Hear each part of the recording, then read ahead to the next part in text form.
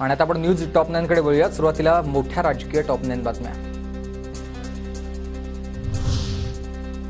बारामतीमधून अजित पवारांनीच लढावं, कार्यकर्ते आक्रमक झालेत। कार्यकर्त्यांच्या बारामतीमधील दूध संघासमोर अजित पवारांच्या गाडीला गराडा, रस्त्यातच ठिय्या।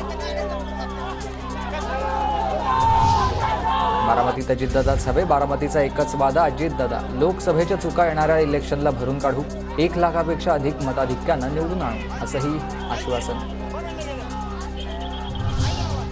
माझ्यावर विश्वास ठेवा, तुमच्या मनातला उमेदवार देतो। अजितदादांकडून कार्यकर्त्यांची समजूत काढण्याचा प्रयत्न, तुमच्या मनातील उमेदवार देणार, असंही वक्तव्य।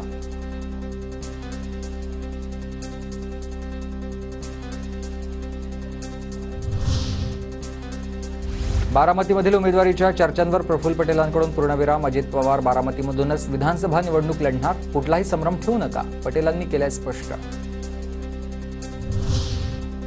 आरक्षणाच्या मागणीसाठी धनगर समाज पुन्हा आक्रमक, मुख्यमंत्र्यांची भेट न झाल्यानं आंदोलकांनी मंत्रालयाच्या जाळीवर उड्या मारल्यात। फडणवीसांनी जीआर बाबतचा शब्द पाळावा या मागणीसह जोरदार घोषणाबाजी। सध्या आंदोलक पोलिसांच्या ताब्यात आहेत। शरद पवारांच्या पक्षामध्ये लवकरच 2 मोठ्या नेत्यांचा प्रवेश। 14 तारखेला फलटणमध्ये रामराजे नाईक निंबाळकर, तर 15 तारखेला दौंडमध्ये रमेश थोरात यांचा पक्षप्रवेश सोहळा। सूत्रांची माहिती। जागावाटपासंदर्भात महाविकास आघाडीची 11 तारखेला पत्रकार परिषद।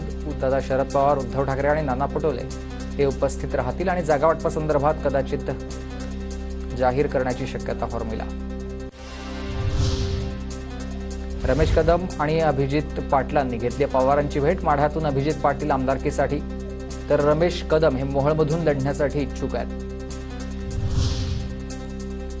आता माजी मंत्री अनिल देशमुख यांच्या मुलानंतर रमेश बंग यांच्या मुलांनाही थोपटले दंड।